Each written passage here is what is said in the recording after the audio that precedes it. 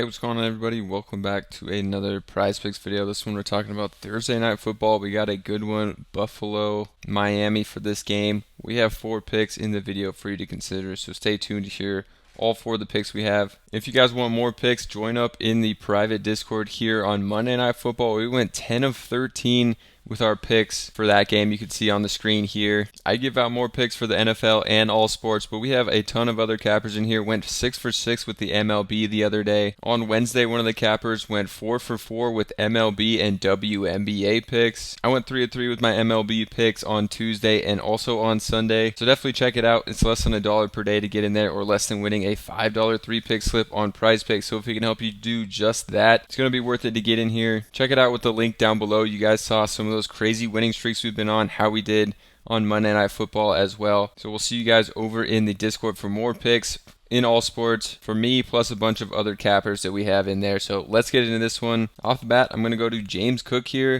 I'm going to take him over on his catches at 2.5 in this game. I think he's going to be in a good spot. This one is projected to be a higher scoring game, and actually Miami is a small favorite in this one, so I do think that James Cook could be seeing some more receiving opportunities in this game as Buffalo trying to move the ball and keep up the scoring output. We did see kind of a shootout in their first game. James Cook definitely had a good one. I think he can get 3 catches in this, at least against Miami. One of the best tools here for player props is Outlier. If you want to check them out, they'll be down in the description. You can get 7 days for free if you haven't yet. I use it for every single sport every day for player props, so definitely check them out. We're going to be using them all video. You can see in the first game he had 3 catches here.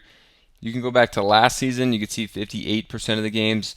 Last year, he hit this one 11 of 19 games, including his last 3 games, was beginning to get more involved in the passing game at the end of the year as well. And you can also see he catches a very high percentage of his targets. 82% of the targets coming his way he caught, so just needs 3 or 4 targets here to be able to hit this one. I think he can definitely do that. Should be very involved in the offense. Last year, we saw him kind of up and down as far as his involvement in the offense, which we'll get to in a second. But with Outlier, you can also look at away games. For some reason, James Cook last year, a lot better catching passes on the road. 6 of 8 games last year, 75% of games. He had 3 or more catches, probably just tougher games on the road where they got to pass more. So in this one, where they're underdogs, I do like this spot for James Cook here. We can look at the snap count for Cook.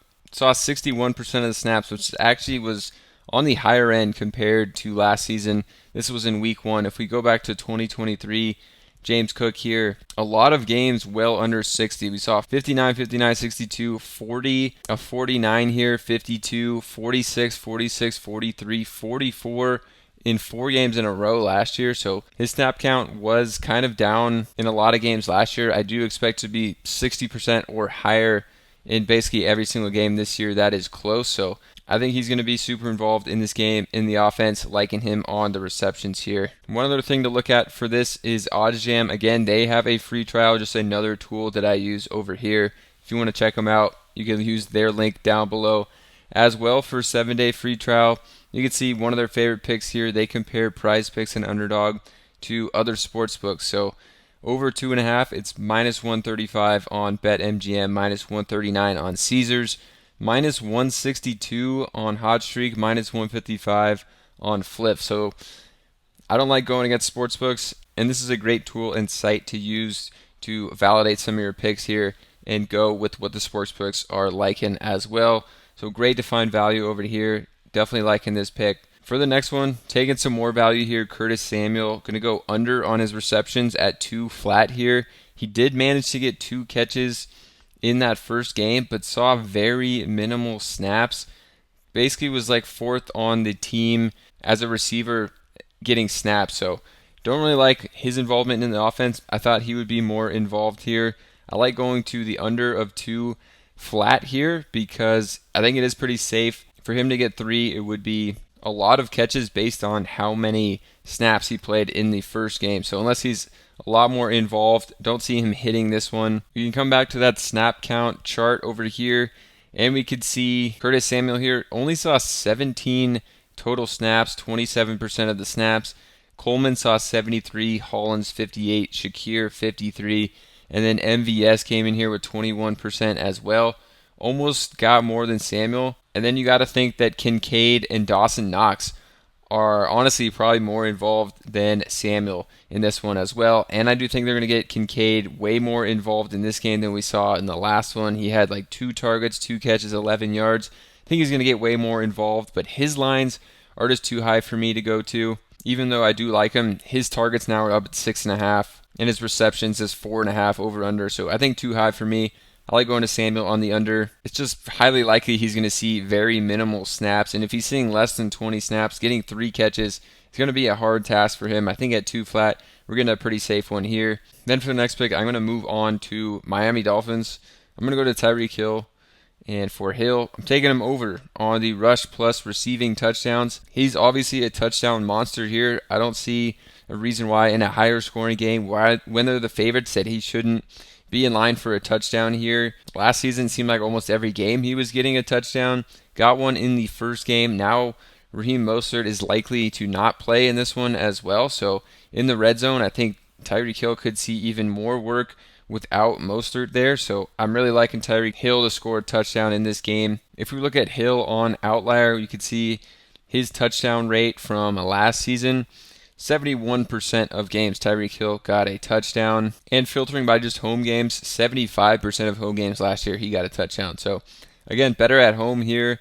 And Tyreek Hill just hit this one so much last season. If we come back to last season, 71% hit rate. Again, without Mostert, I think he's going to be in line for more work in the red zone even, and always a threat to get a breakaway touchdown here when the ball's in his hands. They should be feeding him the ball in this one like always. Liking for Tyreek Hill at home to get another touchdown here. Definitely another one of my favorite picks for this game, which I think is going to be high scoring and a close back and forth game. For the next pick, going to Tua, but I'm going to take him over on the pass plus rush yards. It's at 276.5. Absolutely smashed that in the first game. I think Tua is going to be in for another big one. Buffalo's defense didn't look great against Arizona, who is not expected to be an elite team here. I mean, can you even name 3 wide receivers on Arizona? And they put up a good amount of points.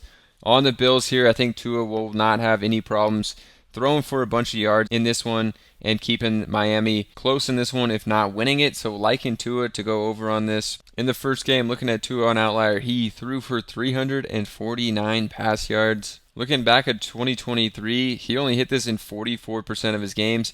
Didn't hit this one in that insane cold game against Kansas City. But we're getting him at home here in some warm weather. If we only look at home games from last year, this was a 56% hit rate for Tua here, 5 of 9 games. Then if we look at Tua in that first game, threw for 338, also had a nice carry for 11 yards. I think he is a lot more mobile than people give him credit for. Looking at the rush yards that he needs in this one, it's just going to be 4.5 on the over. Last season he hit this 56% of the time, including his last 3 games where he used his legs more in those closer games that mean more, and this one definitely does.